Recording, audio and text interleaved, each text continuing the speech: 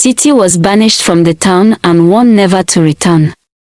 Sadly, she went to a different town, rented a small mud house on the outskirts of town and set up her meat stand in front of it. Before long, the aroma of her fried meat wafted through the town, drawing in curious customers. People gathered around her stand, eager to taste her mouth-watering meat. Titi smiled and greeted each customer, her eyes twinkling with warmth. She worked tirelessly, cooking batch after batch of meat to meet the demand, but what the people of the town didn't know was that Titi was using her charmed breast milk to boil the meat. She would sneak away to express milk, which she would then use to cook the meat. The charm she had collected from the native doctor still worked its magic, and her breasts continued to produce milk frequently. As the days turned into weeks, Titi's meat stand became a sensation in the town. People came from all over to taste her delicious meat, and she quickly became known as the best meat vendor in town. Children would follow her around, begging for scraps of meat, and adults would praise her cooking skills. Asking for her secret ingredient, Titi's fame even reached the local market women, who would often invite her to join their monthly market meetings. They would share stories of their sales and trade secrets, and Titi would listen intently, learning new ways to improve her business. But despite her success, Titi couldn't shake off the feeling of being an outcast. She had been banished from her previous town, and the memory of that humiliation still lingered. She knew that she had to be careful not to reveal her secret, or risk being ostracized again. One day, as Titi was setting up her stand, she noticed a strange woman watching her from across the street. The woman was tall and slender, with a scarf tied around her head. She seemed to be staring at Titi with an intensity that made her feel uneasy. Titi tried to brush off the feeling, focusing on her cooking instead. But as the day went on, she couldn't help but notice the woman again, this time standing closer to her stand.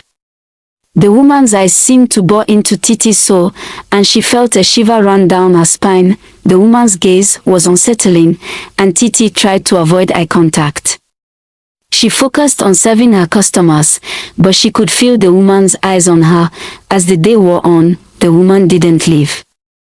She stood there, watching Titi with an unnerving intensity. Titi began to feel anxious, wondering what the woman wanted.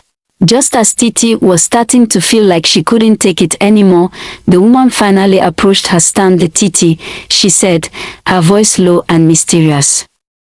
"I've been watching you. I know what you're doing." Titi's heart skipped a beat. How did this woman know her secret? She tried to play it cool, but her hands were shaking as she served the next customer. The woman leaned in closer, her voice taking on a conspiratorial tone. "I'm not here to expose you, Titi. I'm here to offer you a deal. You see, I have a chief who is very interested in your unique cooking method. He's willing to pay top dollar for your services." Titi was taken aback. Who was this woman, and what kind of chief was she talking about? She didn't like the sound of this one bit. "I'm not interested," Titi said, trying to sound firm. The woman smiled, a cold, calculating smile. "Oh, I think you'll reconsider when you hear the offer. My chief is willing to pay you a small fortune for your services. And all you have to do is continue doing what you're doing." Titi felt a chill run down her spine. What kind of person would pay top dollar for her breast milk? And what did they plan to do with it? She shook her head, trying to clear her thoughts. "I'm not interested," she repeated. The woman's smile grew wider. "We'll see about that," she said, before turning and disappearing into the crowd. Titi was left feeling shaken and uneasy. Who was this woman, and what did she want from her? And what kind of chief was willing to pay top dollar for her breast milk? Titi couldn't shake off the feeling that she was in grave danger. She had a feeling that her life was about to change in ways she couldn't even imagine. She had always been careful to keep her secret hidden, but now it seemed like someone had discovered her secret. She wondered who this woman was and what she wanted from her. As she approached her small mud house, she noticed a piece of paper stuck to the door. and she walked closer and saw that it was a note, written in elegant handwriting. Titi, we need to talk. Meet me at the old coconut tree at midnight. Come alone. Titi's heart skipped a beat as she read the note. Who was this person, and what did they want from her?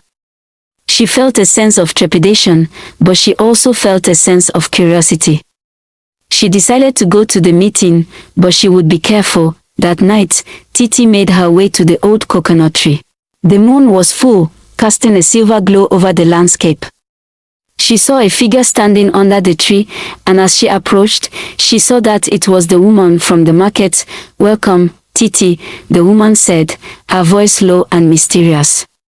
My name is Ngozi, and I represent a client who is interested in your unique cooking method. Titi felt a sense of unease, but she tried to stay calm. What do you want from me? She asked. Ngozi smiled, a cold, calculating smile. My client is willing to pay you a handsome sum of money for your breast milk.